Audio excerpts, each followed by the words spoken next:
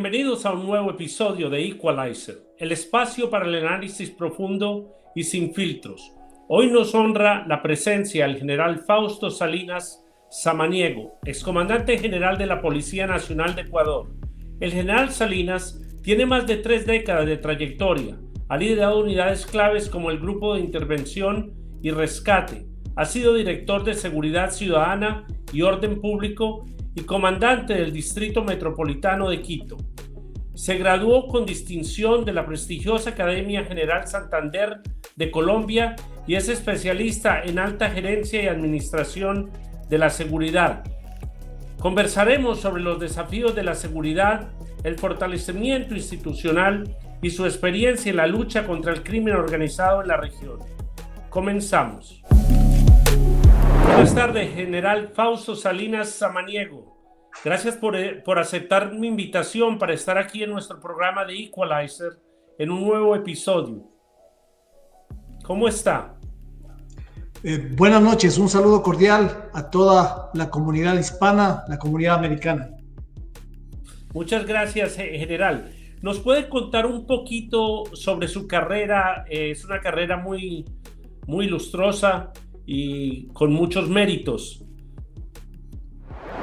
Bueno, buenas noches. Sí, la verdad que desde muy joven ingresé a la Policía Nacional a la edad de 17 años y desde ahí he tenido una trayectoria de 36 años de servicio. Mi padre fue un oficial de la policía también, que llegó al grado de general de policía, y también mi hermano llegó al grado de coronel en la Policía Nacional del Ecuador.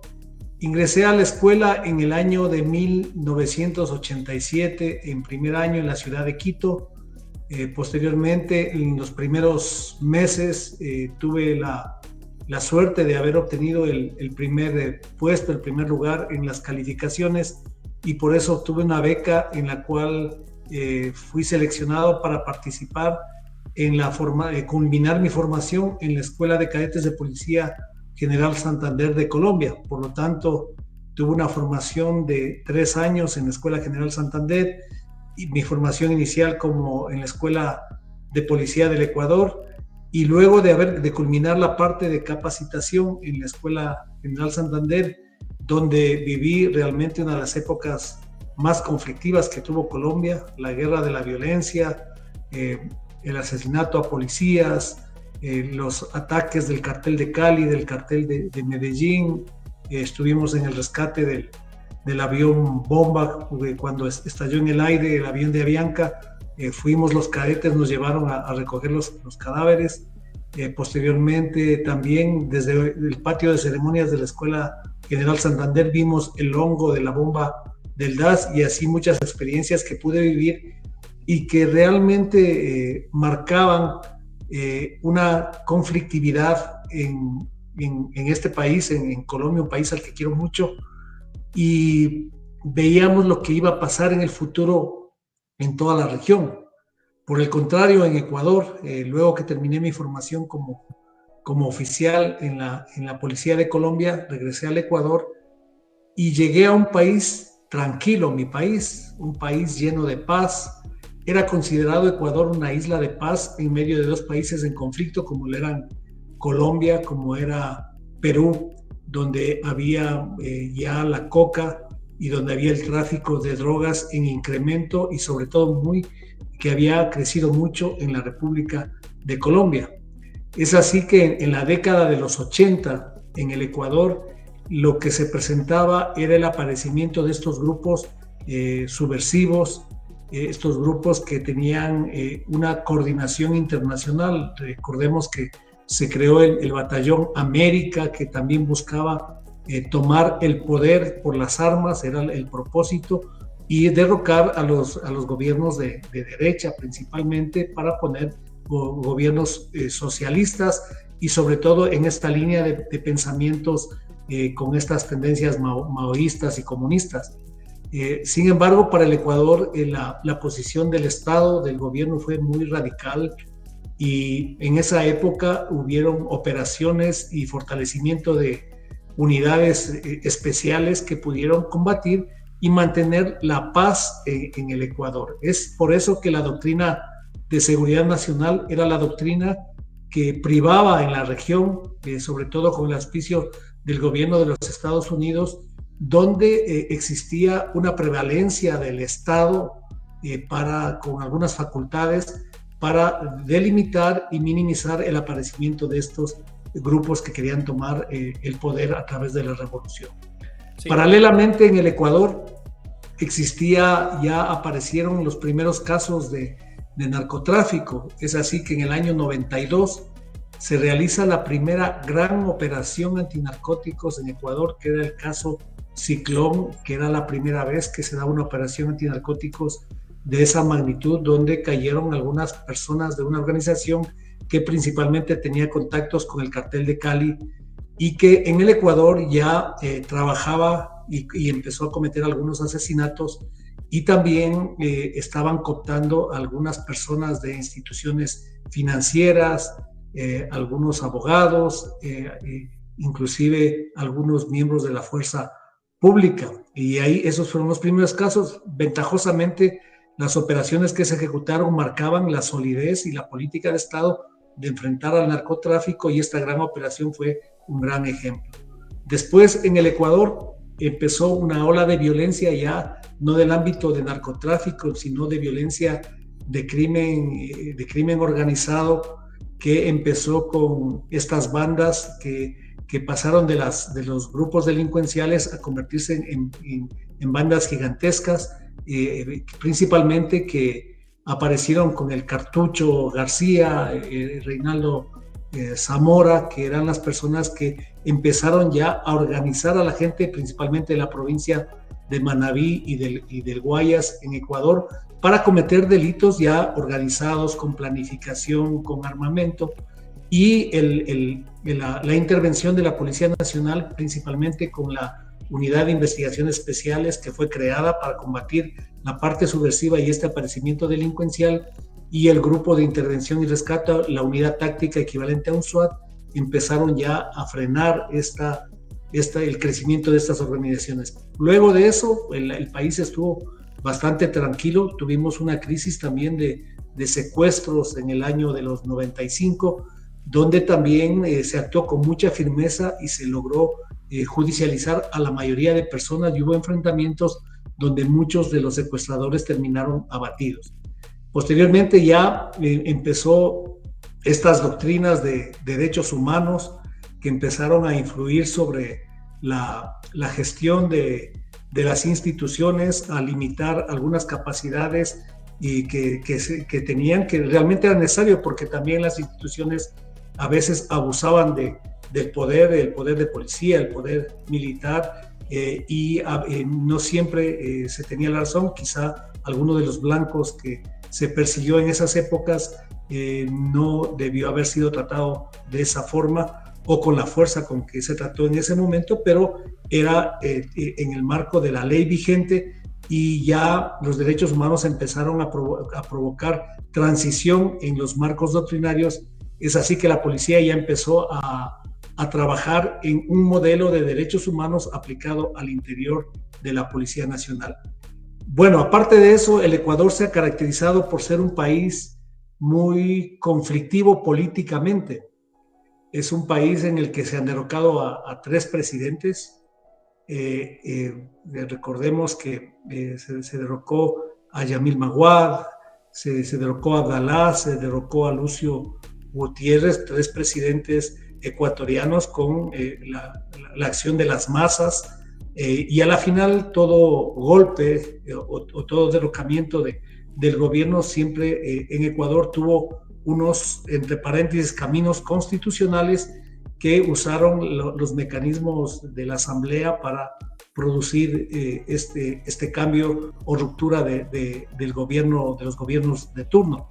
Pero, en fin, si bien el problema de Ecuador no era la delincuencia, porque era una delincuencia no tan grande como la que tenemos ahora, sí tenía los problemas de orden público. Así tenemos casos como en protestas en poblaciones como Dayuma, Baeza, Pananza, en diferentes partes del país, donde la fuerza de los transportistas por ejemplo, es una fuerza que podría paralizar el país, los sindicatos también, que tenían mucha fuerza, y levantamientos indígenas muy importantes, dos últimos principalmente, el del 2019, que casi termina con el derrocamiento del presidente Moreno, y el del 2022, que querían derrocar al presidente Lasso, Guillermo Lasso, y fue muy, muy bien manejado y se evitó una ruptura democrática, rupturas que anteriormente, por 3 ocasiones anteriores, sí se lograron ejecutar.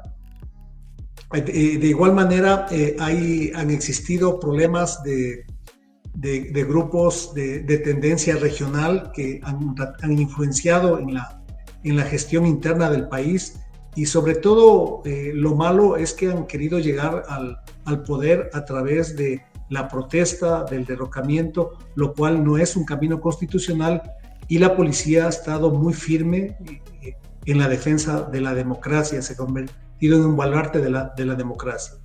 También ha habido grandes catástrofes en el país, terremotos, inundaciones, en las cuales las fuerzas de seguridad han estado presentes, y quizá esos eran nuestros problemas principales por mucho tiempo: la protesta social, las catástrofes y la inestabilidad política. Posteriormente ya vemos otros fenómenos de inseguridad, fenómenos que empiezan a acentuarse, como por ejemplo los eventos naturales causados con el hombre, como la minería ilegal, la destrucción de la naturaleza. Hubo un caso muy importante contra la minería ilegal, donde más de 10,000 personas estaban ocupando un territorio donde se produjeron, se estaba dañando la naturaleza. Se ha intervenido varias veces y todavía no se logra erradicar todavía la presencia de mineros ilegales en ese sector, e inclusive tienen relaciones con organizaciones criminales del Ecuador y de Colombia.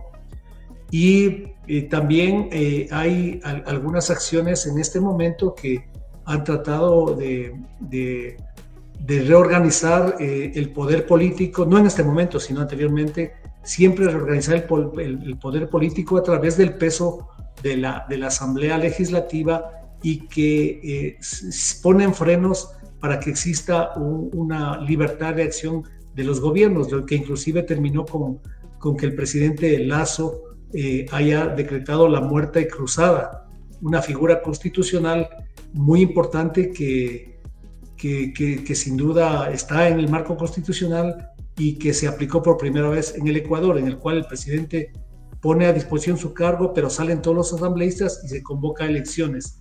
Y es así que viene el nuevo gobierno, el gobierno provisional hasta las elecciones, que fue del presidente Noboa, y hoy ganó nuevamente, y tendremos algo más, casi 4 años más con él para enfrentar este fenómeno de inseguridad.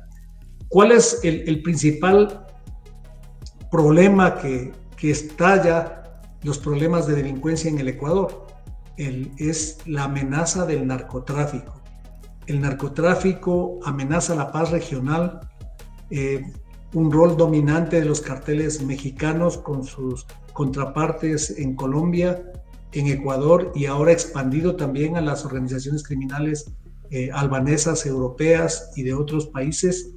El Océano Pacífico se convierte en la principal plataforma para el narcotráfico, las rutas que se manejan, y que sobre todo el Ecuador fue tomado como centro de distribución de drogas, y el aparecimiento de nuevos mercados, especialmente en Europa, donde Europa se convierte en un destino más atractivo para las organizaciones criminales, porque el precio en Europa es más alto del que se puede recibir en América.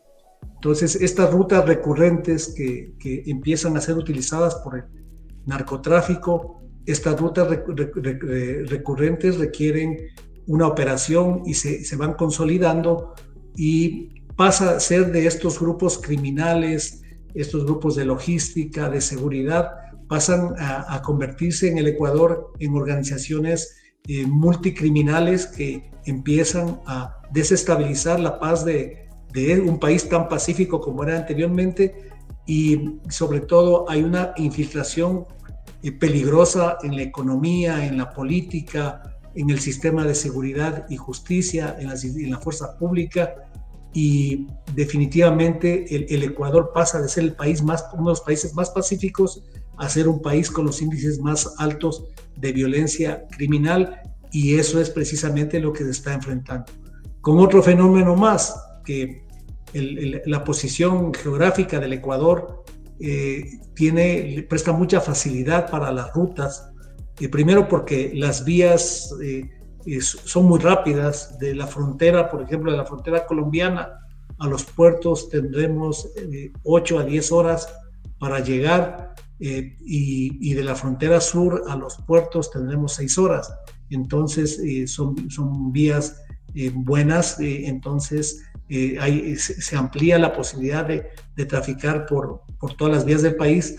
Y también los puertos, que el Ecuador es un país que es privilegiado por la naturaleza y sobre todo por la capacidad de producción agrícola. Y eso nos permite tener banano, camarón, cacao y otros productos. Entonces es aquí donde se trata de contaminar esas exportaciones con droga, y también se han creado algunas empresas ficticias pensando en este negocio ilícito. Y finalmente, lo que es más preocupante es que el microtráfico como empresa delictiva antes veíamos de lejos, con muy pocos casos de consumidores, lo que pasaba en países como Estados Unidos, incluso como lo que pasaba en Colombia o en otros grandes países. Pero ahora mucha de la droga servía como medio de pago para los traficantes locales, y eso se convirtió también en una forma de negocio. Entonces, esa droga que les pagaban, tenían que sacarles más dinero, y por eso empezaron a ampliar las redes de microtráfico, contaminando la salud y tranquilidad de los ecuatorianos, involucrando cada vez a más jóvenes en el consumo de drogas. Esto realmente nos refleja que el Ecuador en el 2017 era el país con la segunda tasa más baja de muertes violentas, 5,80 muertes por cada 100.000 habitantes, y hoy está en una de las más altas. Quizá si consideramos el momento crítico de la problemática del Ecuador, yo diría que el problema del Ecuador venía arrastrándose por muchos años. Las organizaciones criminales venían trabajando con mucha libertad, y solamente estalla este conflicto ya cuando, después de la pandemia.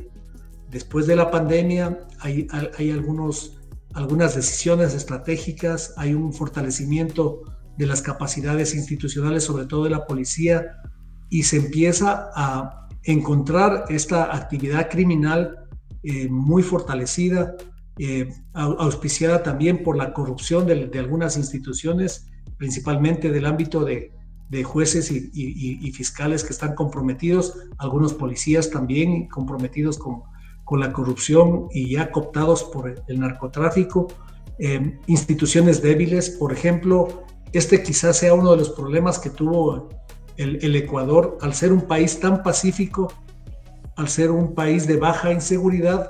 Las medidas que se tomaron eran pobres, o sea, nadie quería invertir en seguridad porque decía, el Ecuador es tranquilo, ¿para qué vamos a gastar tanto dinero en fortalecer las capacidades de las instituciones de seguridad, especialmente la policía? Y por lo tanto, estas medidas pobres permitieron una inseguridad alta. Los marcos desactualizados del Ecuador, los marcos legales han sido muy débiles, quizá los más débiles si comparamos con Perú y Colombia. Esto también era atractivo para los delincuentes, donde por los mismos delitos tenían que pagar menos penas y tenían más libertades. La crisis política permanente, que ya la hablamos también, y actores externos con influencia local también, los grupos criminales ya empezaron a amplificar sus actividades ilícitas, y asentaron algunas ramificaciones de las organizaciones criminales con alianzas de los carteles mexicanos con organizaciones criminales colombianas y también con sus ramificaciones en Ecuador. Hay un problema crítico, también fue la baja articulación institucional. Esto es lo malo de que no haya crisis, de que sea un país pacífico. Una crisis de inseguridad, quizá había crisis permanente política, pero no crisis de inseguridad. Entonces las instituciones estaban trabajando por separado. No había una coordinación muy cercana entre Fuerzas Armadas y Policía, algo más cercana con Fiscalía y Justicia, pero también con algunos conflictos institucionales también, algunas pugnas. Y la cooperación internacional era limitada. Si podíamos hablarla, la cooperación en Ecuador ha sido la más baja si comparamos con Colombia y Perú, y además por algunos años las agencias de cooperación, como por ejemplo el INL, que ya trabajaba en Colombia y en Perú, en el Ecuador tuvieron que restablecerse relaciones con los Estados Unidos para que vengan y puedan encontrar en el Ecuador un espacio de cooperación, esto que fue en el año 2018. Una crisis económica y social permanente. Aquí es muy importante hablar de la pérdida de valores, sobre todo en algunos lugares, en algunos barrios periféricos, donde realmente la falta de oportunidades les ha llevado a buscar un camino más fácil de acercarse a la delincuencia, a la violencia y al crimen organizado, porque parecería que les presenta una opción económica y de vida que es un espejismo realmente, porque al final termina poniendo en juego su vida, su libertad y su tranquilidad.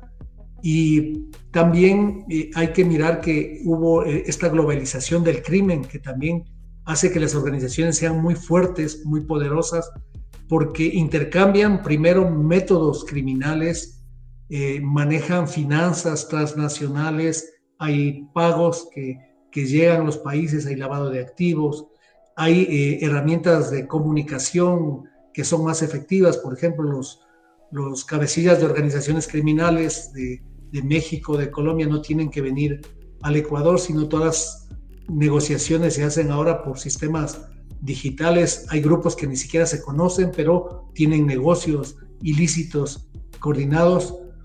Y también hablamos del nivel de rentabilidad que tiene ahora el narcotráfico.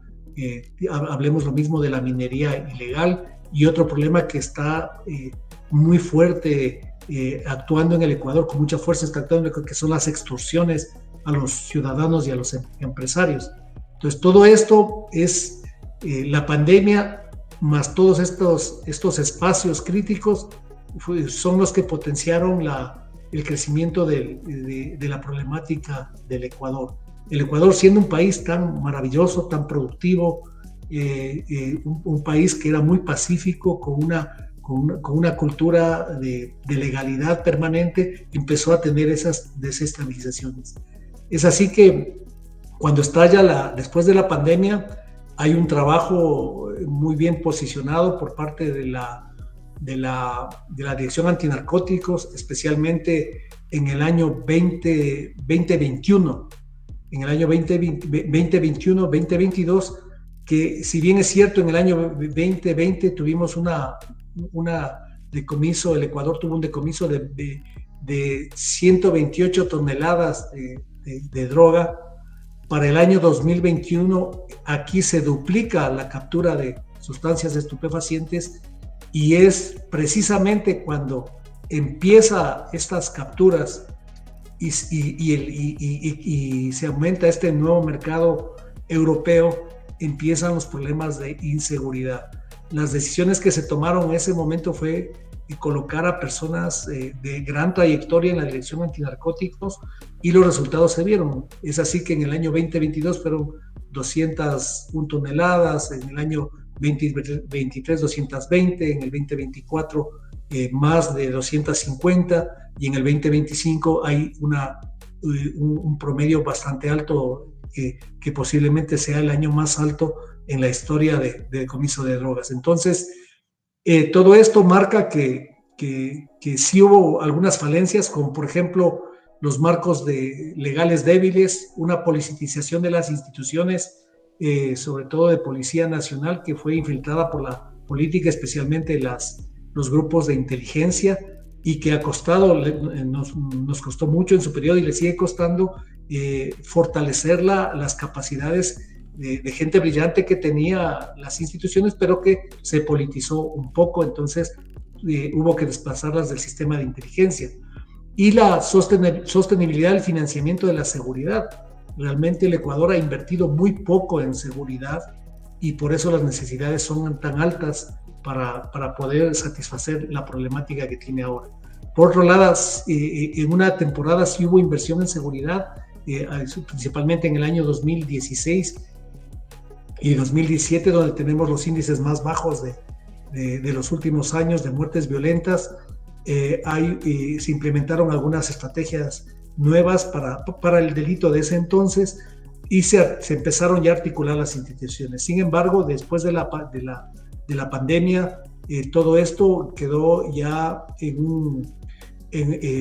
fueron insuficientes todas las medidas que se presentaron, porque el Ecuador empezó a vivir una problemática que nunca antes había visto, una problemática con atentados con bombas, el asesinato a un candidato presidencial, la presión a la justicia a través de atentados, donde fallecieron jueces y fiscales.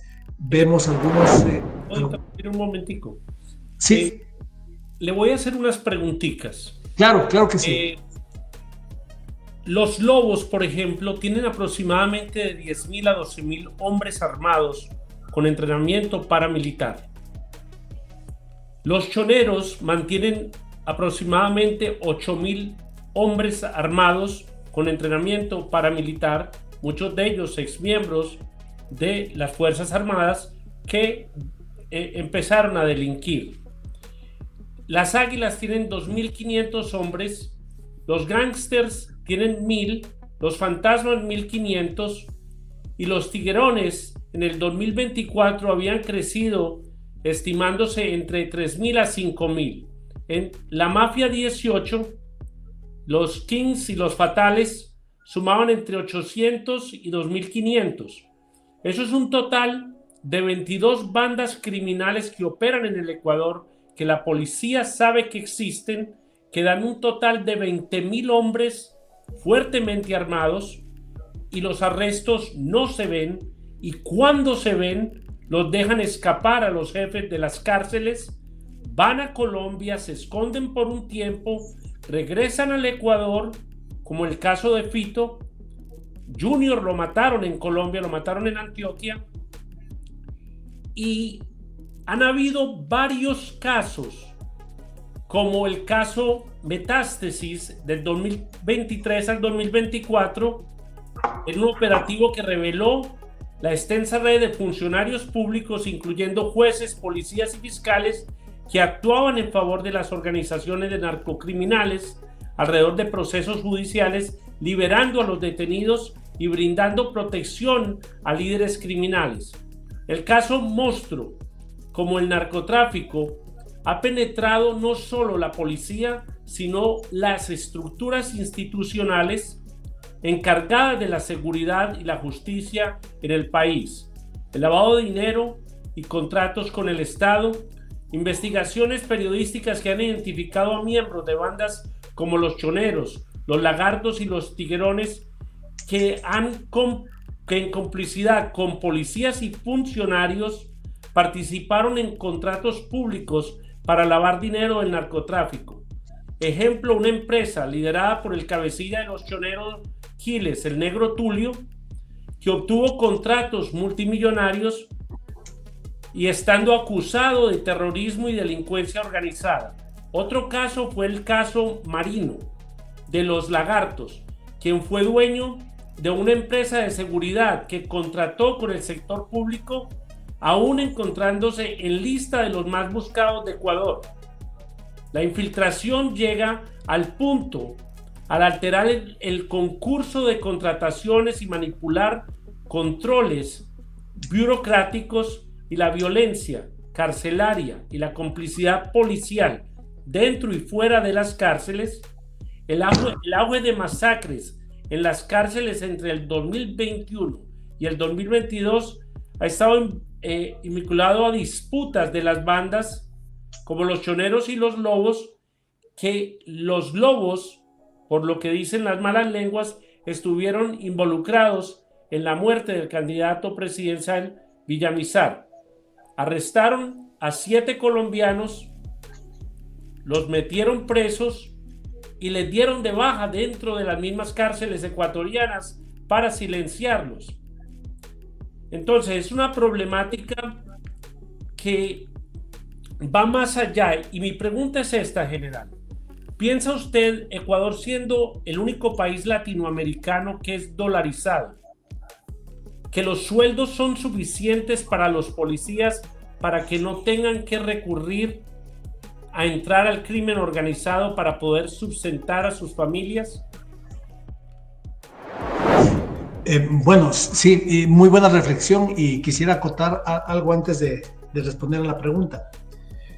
Hasta el año 2014, desde el 2005 al 2014, había una persona que lideraba y mantenía el control de las dos organizaciones, tanto de los lobos y los choneros. O sea, él mantenía, digamos, un acuerdo de paz donde seguramente estaban distribuidas las zonas y no tenían ningún conflicto.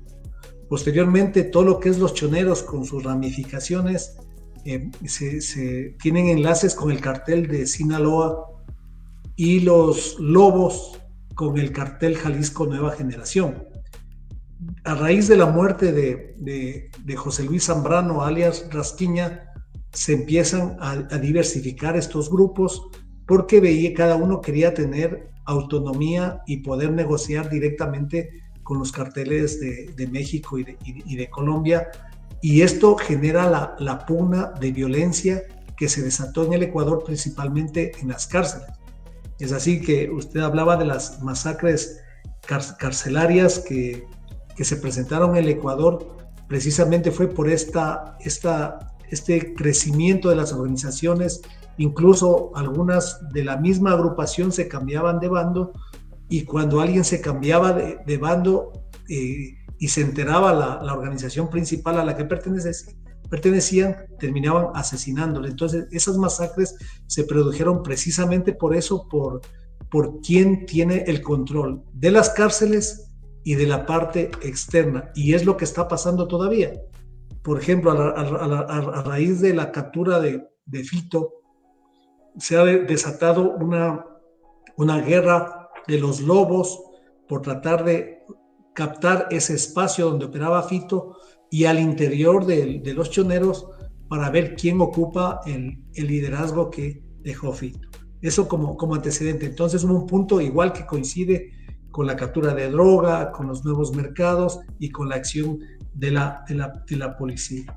De ahí en el tema que se refiere a la corrupción, es muy penoso que sobre todo en los gobiernos municipales, en algunas provincias y en algunas ciudades pequeñas, medianas y pequeñas, donde se ha visto que muchos de los alcaldes, autoridades locales, tienen relación con el narcotráfico. Y esta relación con el narcotráfico va desde el apoyo a la campaña política, fondos para la campaña, va también para ocupar puestos estratégicos en las organizaciones. Te hablaba de algunos policías, pero son agentes de tránsito los que están vinculados, tanto y bomberos, tanto en Durán como en Manta y en otras ciudades, donde ellos, como parte de las exigencias de los grupos delincuenciales, es que tengan a personas de su organización trabajando en puestos claves.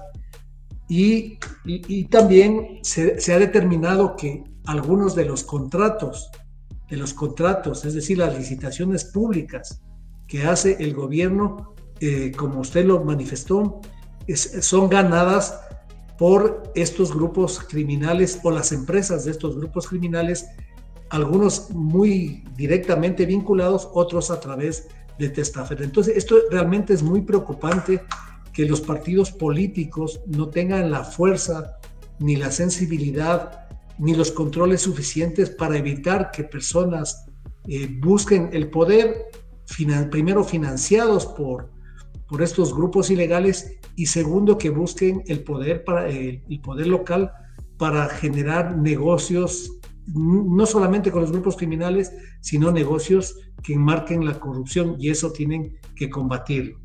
El caso Metástasis fue un caso muy importante para el país.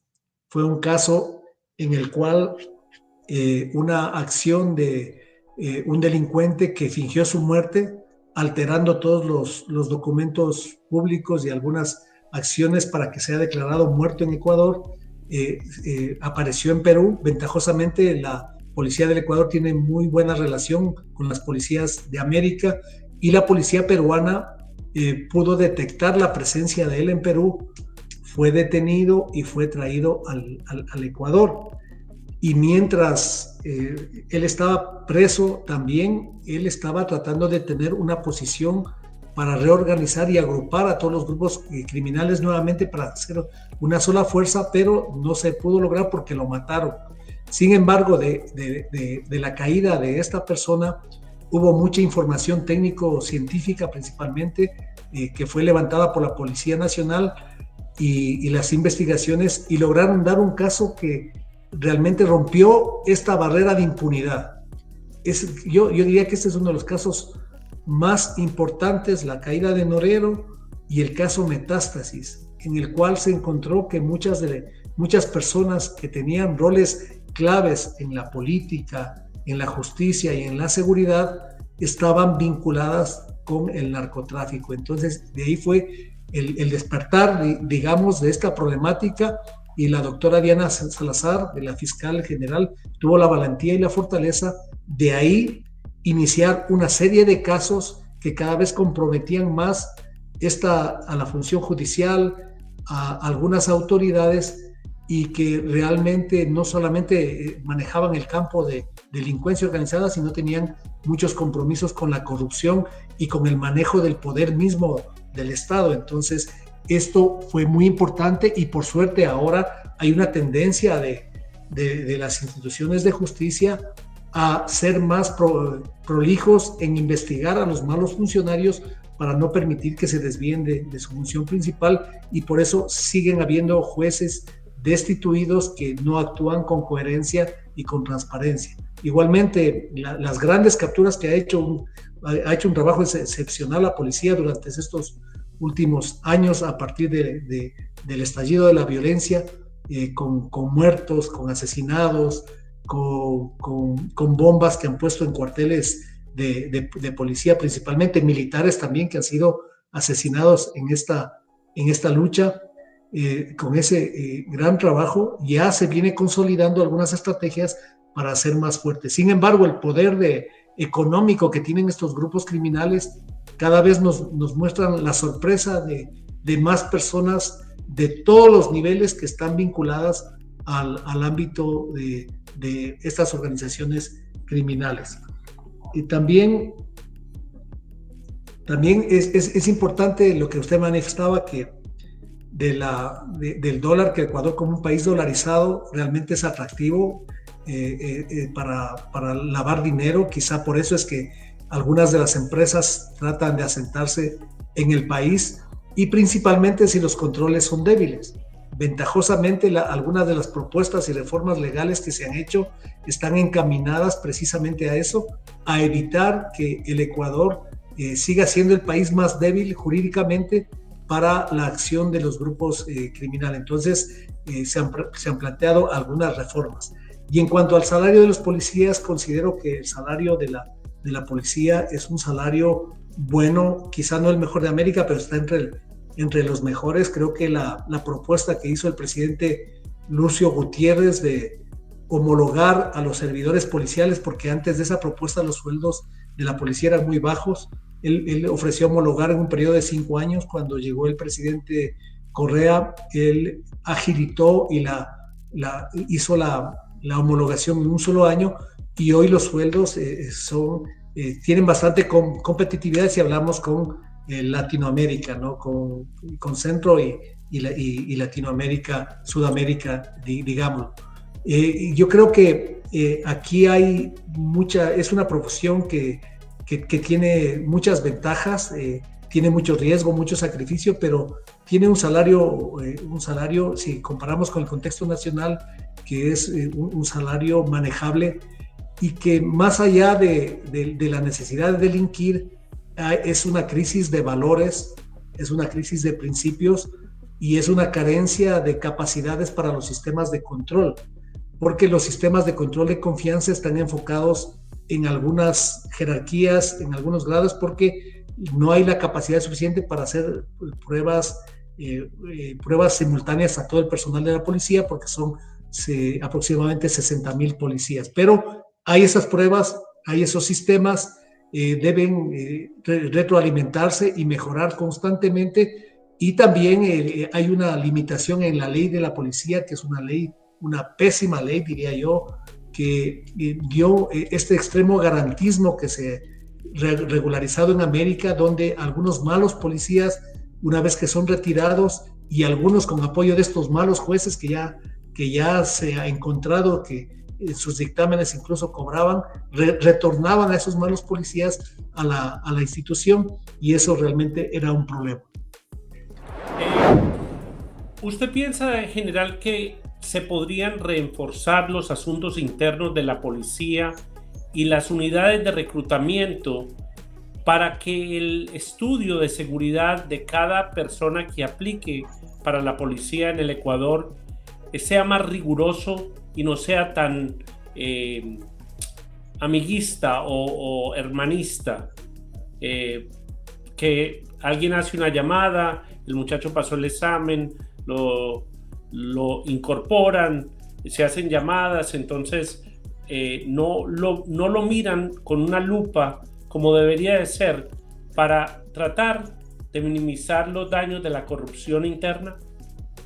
Bueno, yo creo que el Ecuador ha pasado ya ese momento crítico, porque el sistema de reclutamiento que maneja es un sistema muy técnico, tiene muchos controles, incluso se hace pruebas de confianza para los aspirantes, se hace algunas visitas domiciliarias, se hace algunos exámenes psicológicos. Entonces creo que quizá tuvimos un problema de eso hace muchos años.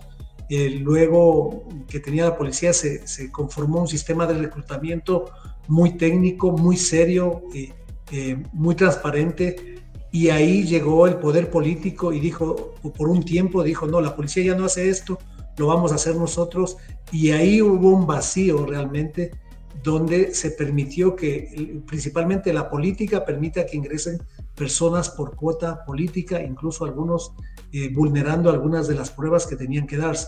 Luego ya regresó nuevamente el proceso de reclutamiento a la policía, e inclusive se han logrado obtener algunas certificaciones de calidad y de transparencia que son muy importantes. El proceso es muy técnico, muy bueno, no es infalible, como ningún proceso es infalible, pero es un proceso que lo viene mejorando cada vez más la policía.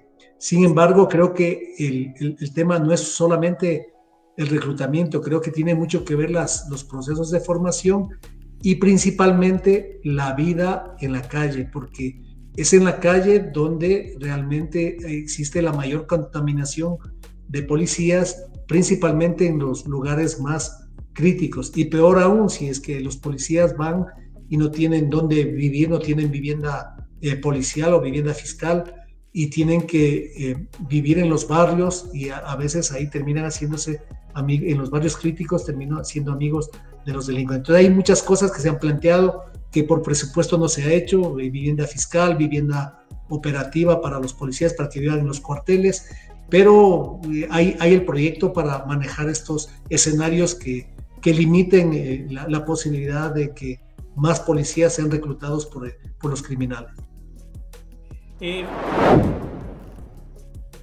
¿Qué peso tiene el narcotráfico en la actual crisis de seguridad del país? Bueno, yo creo que si lo ponemos en términos de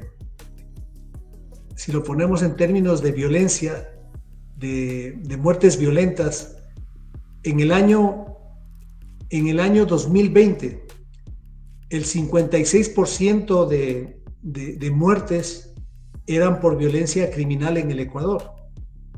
Es decir, por delitos, por crimen entre organizaciones, sicariato entre organizaciones criminales, y el 43%, 44% casi, era de violencia interpersonal, riñas, escándalos, asesinatos pasionales, etc. Pero a partir del año 2022, el 92% de las muertes son por violencia criminal y solamente el 8% son de violencia interpersonal. Y el tráfico de drogas y las amenazas o las muertes por sicariato, enfrentamiento entre bandas, prácticamente tienen el 90% de las muertes. Entonces, sí hay un peso muy alto de la violencia en el Ecuador, de las muertes que se producen, del lavado de activos también que se presenta, y también la relación con otros delitos, porque ya no son bandas dedicadas a una sola actividad, sino se vuelven empresas multicriminales que buscan ampliar sus acciones delictivas en otros ámbitos. ¿En qué medida influyó la migración y el desplazamiento interno, el desplazamiento de países como Venezuela al crimen en el Ecuador? Bueno, la migración buena es bien recibida en todas partes, pero también la migración mala es un foco de problemas, principalmente porque si viene con experiencia en algunas modalidades delictivas a un país que era bastante tranquilo, y voy a poner el primer caso de hace muchos años de los secuestros. Los secuestros en Ecuador no existían, y los grupos criminales que iniciaron los secuestros en los años 94, por ejemplo, eran bandas colombianas que llegaron al Ecuador y que en el Ecuador empezaron a secuestrar a empresarios de alto nivel. Ventajosamente, la misma respuesta vino de la Policía de Colombia, que ellos asesoraron la creación de la UNACE, y pudimos crear una unidad muy efectiva que logró vencer ese problema y minimizarlo de una forma muy impactante. Entonces, en otros ámbitos también, por ejemplo, este tema de las extorsiones, que ya hace algunos años ya eran muy comunes en Colombia. Estas acciones criminales del Tren de Aragua, por ejemplo, de tomarse territorios, intimidar y ir captando a jóvenes de los lugares, el reclutamiento masivo que se hace también, por ejemplo, en la frontera de Colombia, donde las organizaciones criminales tratan de reclutar a jóvenes de la población. Ese mismo reclutamiento se hizo en la provincia de Esmeraldas de Ecuador por los grupos criminales para llevarlos hacia los tiguerones especialmente. Entonces, sí impacta la mala migración, impacta porque hay gente que viene con mucha experiencia en acciones delictivas. Veamos lo que pasa a veces con modalidades delictivas en el ámbito de estafas, del cibercrimen también que se está presentando. Entonces, por eso es muy importante el intercambio que debe haber entre las policías para identificar las modalidades delictivas, no solamente ver el problema, los síntomas, la enfermedad, el diagnóstico de la enfermedad, sino también ver el tratamiento, qué hicieron y qué fue efectivo por algunas policías para enfrentar alguna modalidad delictiva. Y hemos tenido casos como, por ejemplo, cuando se produjeron los atentados en el año 2022 con bombas en Guayaquil.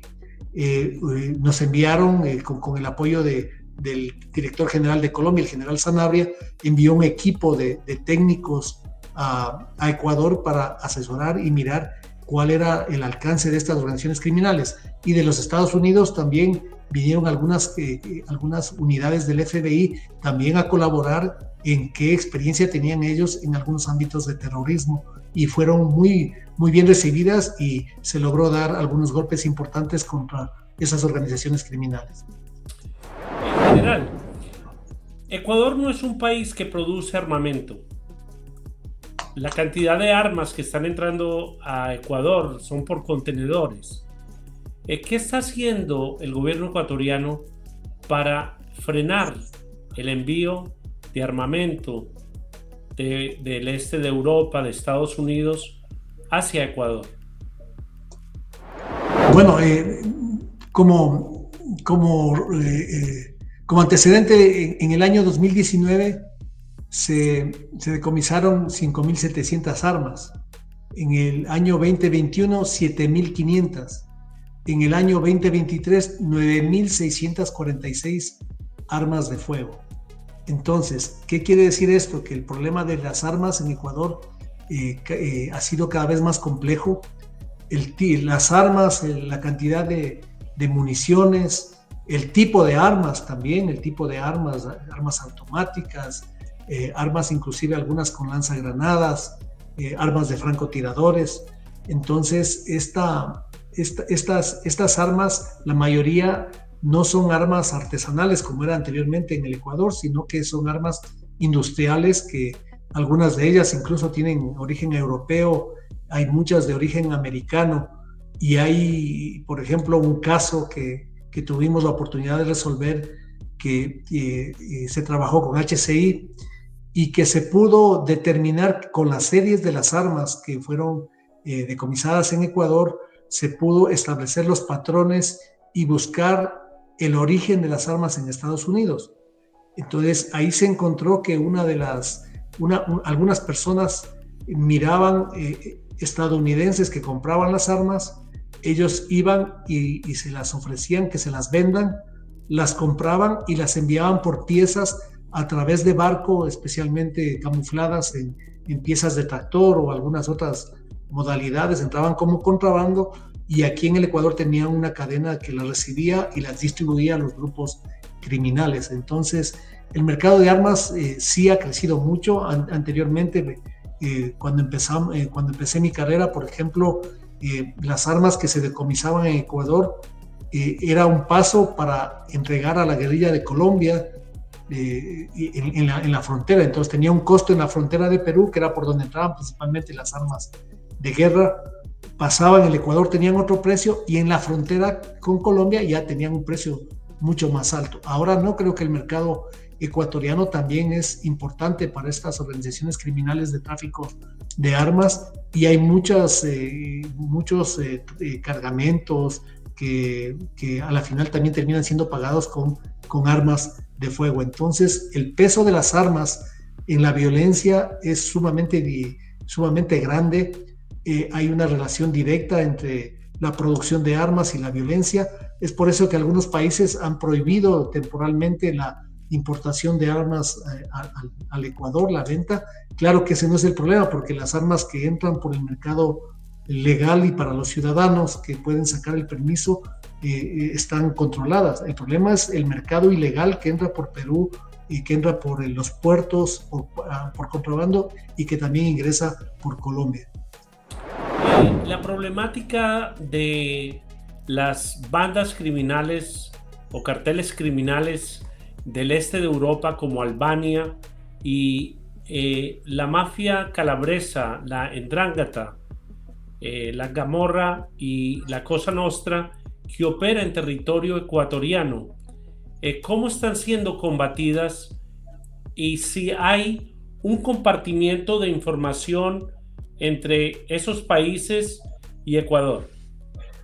Bueno, el Ecuador se ha convertido en el foco de atención de algunos países, no solamente por los esfuerzos que está haciendo para luchar contra las drogas. Ha habido un involucramiento, especialmente de la policía y también con el apoyo de Fuerzas Armadas en esta lucha contra el narcotráfico.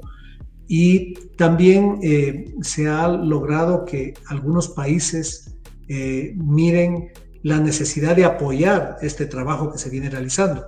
Es así que, por ejemplo, con España hay una excelente relación. Han existido algunos casos importantes contra el narcotráfico, cargamentos, y que a veces incluso esta cooperación internacional permite que la identificación de un cargamento se dé aviso al puerto de destino y se puede capturar, ampliar la captura a más miembros de las organizaciones. También con Italia hay relaciones, en sí con la comunidad europea, e incluso Ecuador ya está en Europol, tal como estaba Colombia anteriormente, y hoy Ecuador tiene ya funcionarios. Se creó algunas relaciones directas, por ejemplo, con Holanda y Bélgica, que también estaban muy preocupados de la cantidad de sustancias estupefacientes que estaban llegando de Ecuador a esos países. Y también se ha hecho algunas operaciones conjuntas contra miembros de las mafias albanesas principalmente, porque si los delincuentes no tienen fronteras, más aún las instituciones policiales deben aunar los esfuerzos, deben compartir información y deben enfrentar en conjunto contra las organizaciones criminales. Ya no se puede hablar de un combate local al delito, a estas organizaciones criminales. Es un combate internacional, transnacional, y que requiere alta cooperación, alta articulación y mucha también cooperación en recursos y en medios tecnológicos. Hace un tiempo, yo lo llamo el antes y el después de Correa, del presidente Correa. Había una relación muy cercana entre Correa y Hugo Chávez Frida y el gobierno venezolano, donde había una amistad. ¿Hay alguna cooperación entre Ecuador y sus instituciones y el gobierno venezolano para tratar de identificar a los criminales que han llegado al país a desestabilizar la democracia?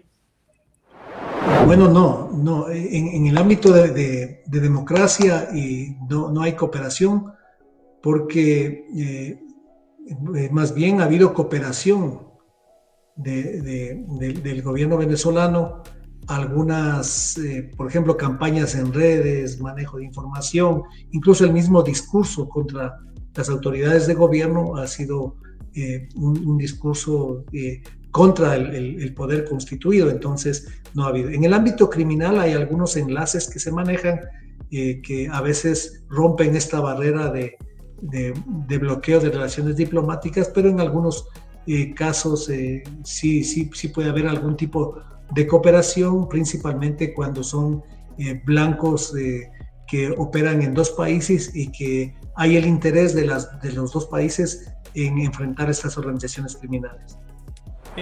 ¿Usted no piensa que ya es tiempo de que se construya una institución que se llame, por ejemplo, Latinopol, que incluya a toda Latinoamérica, como está el Europol, en vez de utilizar los servicios de Interpol?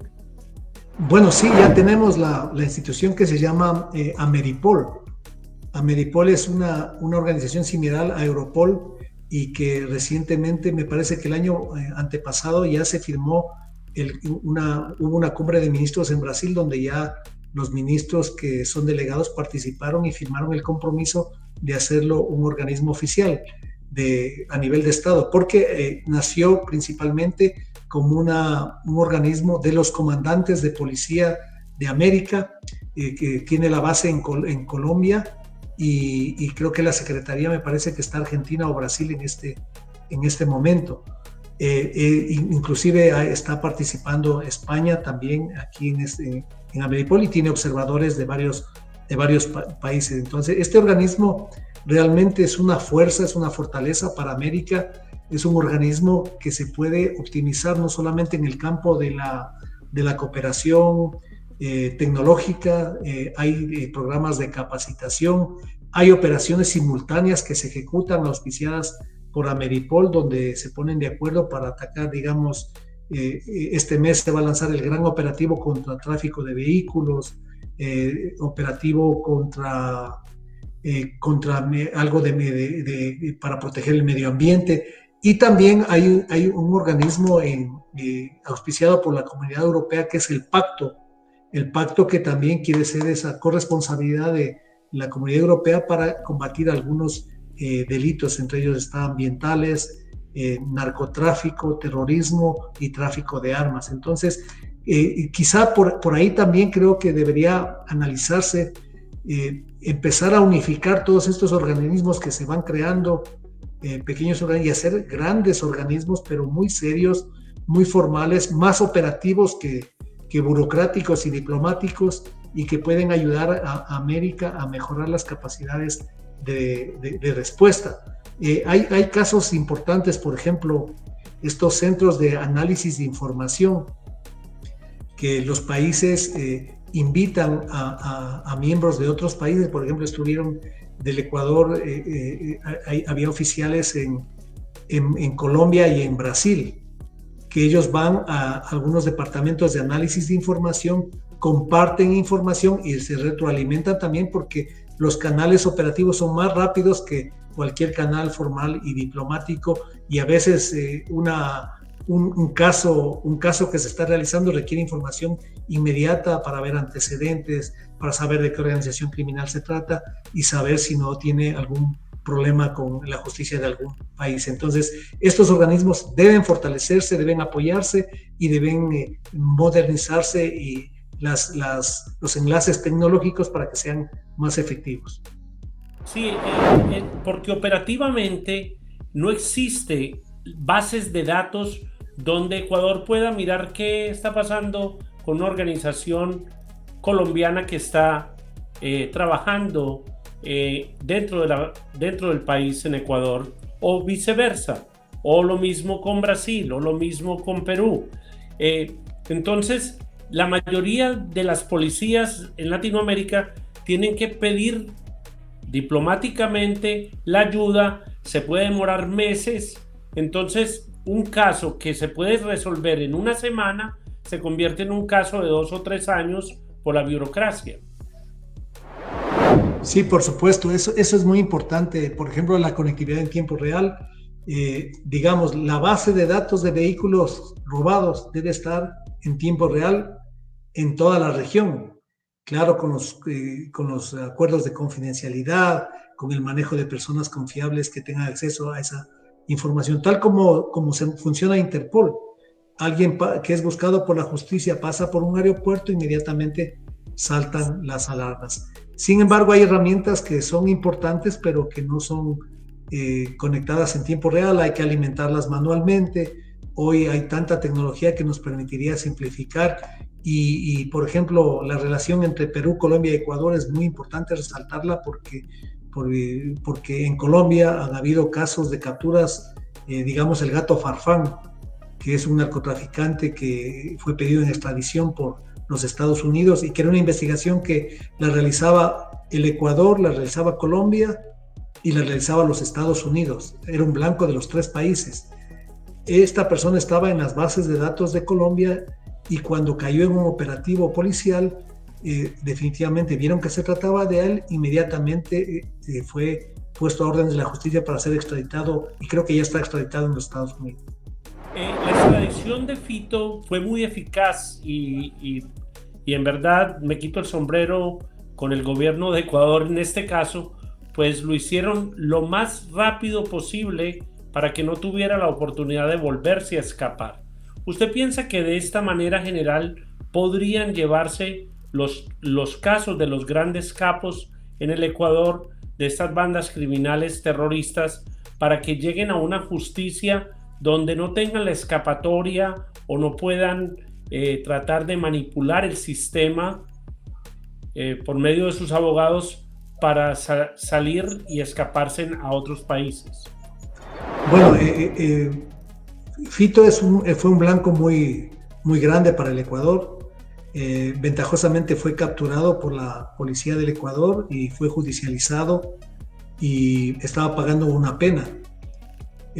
Lo malo era que seguía manipulando las organizaciones criminales desde la cárcel, seguía manejando la organización que estaba a su cargo, especialmente los choneros, y también se escapó de la cárcel. Entonces, si bien es cierto, una parte el Ecuador cumplió con detenerlo y judicializarlo y algunos procesos que estaban pendientes, por otra parte no se pudo tener el control total para mantenerlo sin contacto con su organización criminal, y tampoco se lo pudo resguardar para que no se escape. Entonces, ahí la necesidad de que exista un nivel más crítico algo más fuerte que pueda impactar sobre el pensamiento de los narcotraficantes, que sepan que el castigo más duro no es solamente estar en la cárcel de Ecuador, sino que hay algo más grande, que es una orden internacional de extradición,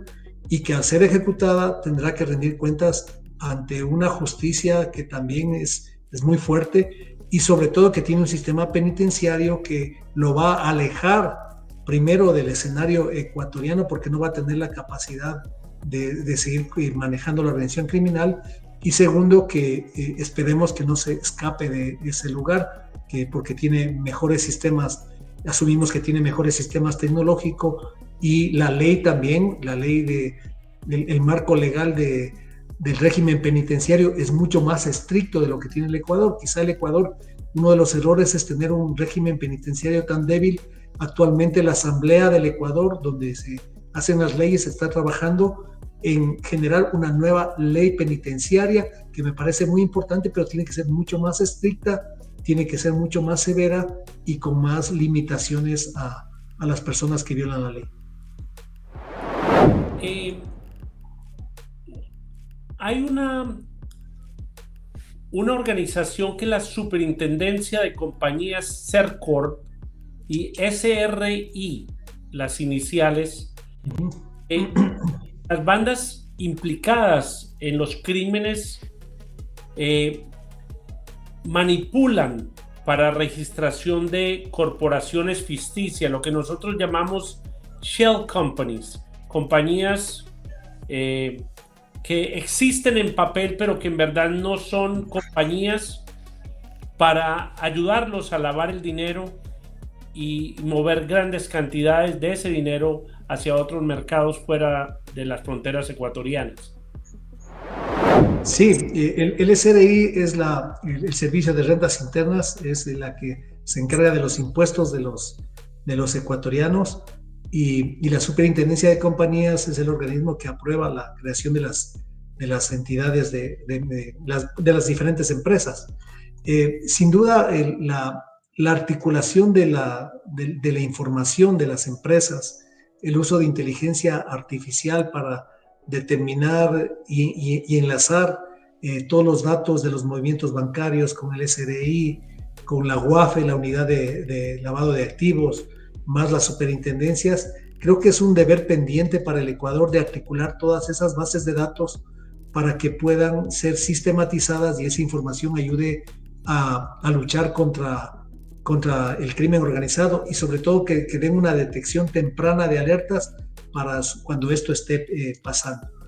Pero sin duda, al encontrar estas empresas que tenían apoyos locales, que tenían cooptado a personas de las mismas instituciones públicas, como algunos gobiernos municipales, también podrían tener a las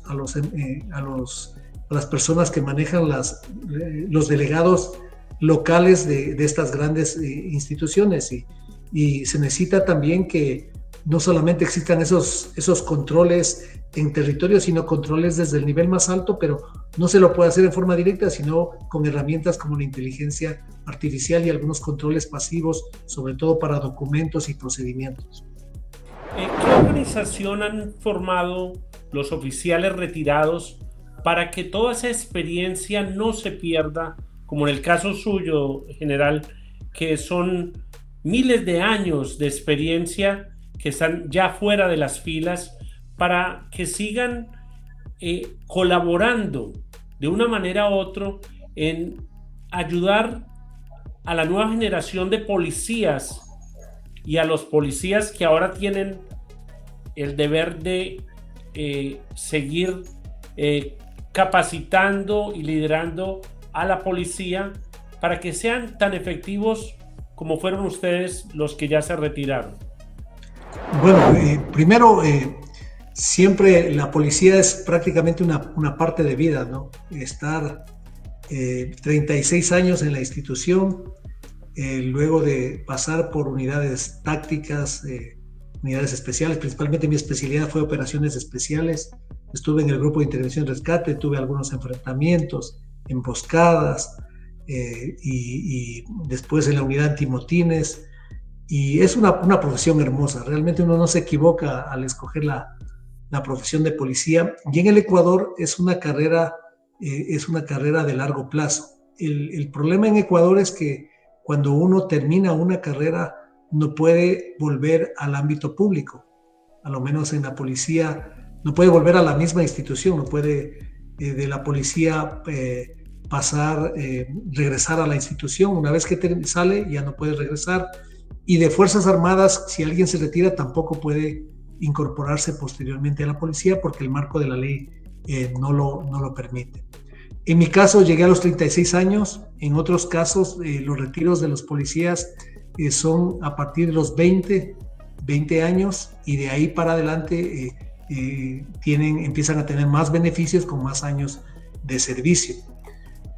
Las personas que salen muy jóvenes, algunos tienen éxito en su carrera porque algunos dicen, bueno, yo me retiro porque quizá quiero tener otra expectativa, cambiar de trabajo o tener alguna nueva profesión.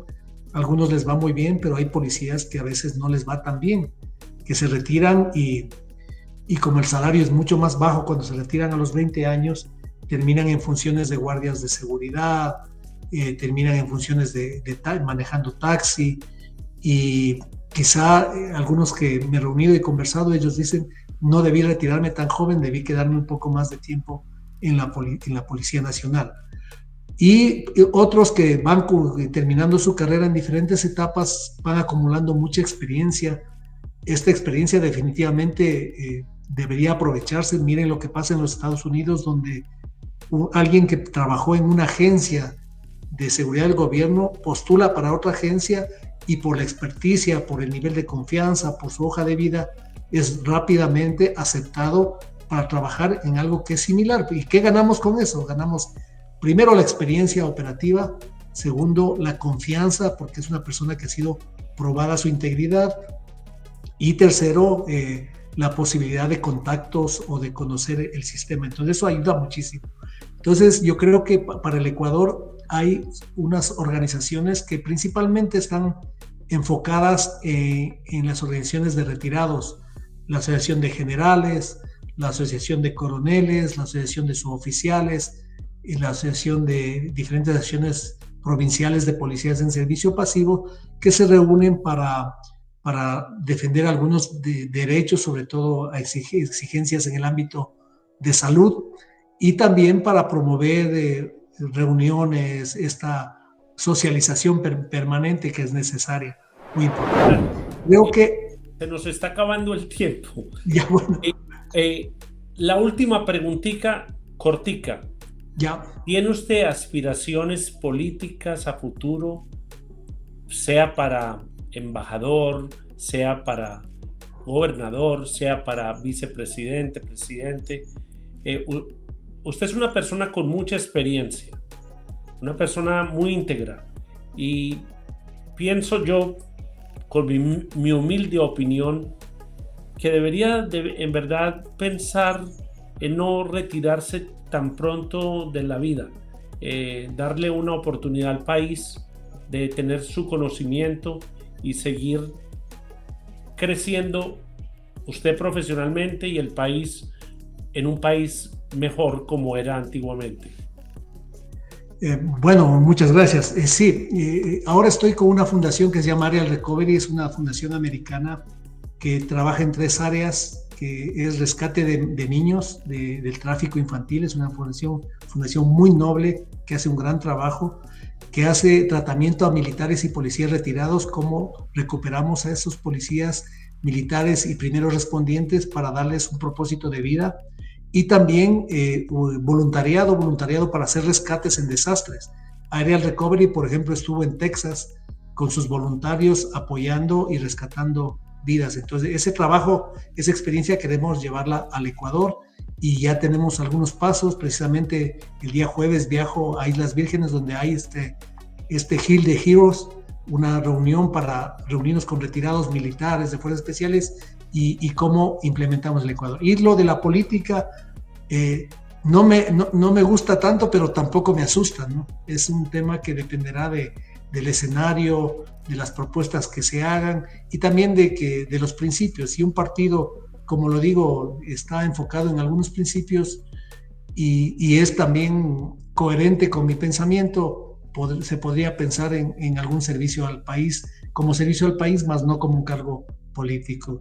Y creo que mientras uno pueda servir a su país, lo puede hacer, y principalmente siendo un buen ciudadano. Muchas gracias, general. Espero que esta no sea la última vez que nos acepte una invitación. Gracias a todos los oyentes, a la producción, por este espacio que me brindan todas las semanas. Dios lo bendiga a usted y su familia, general, y a todos los oyentes. Buenas Bendiciones. noches. Un saludo cordial a todos. Agradecemos profundamente al general Fausto Salinas Samaniego por compartir con nosotros su valiosa experiencia y visión sobre la seguridad en el Ecuador y Latinoamérica. Gracias a ustedes, queridos oyentes, por acompañarnos y ser parte de esta comunidad que apuesta por el análisis y la información responsable. Un reconocimiento especial al productor del programa por su dedicación.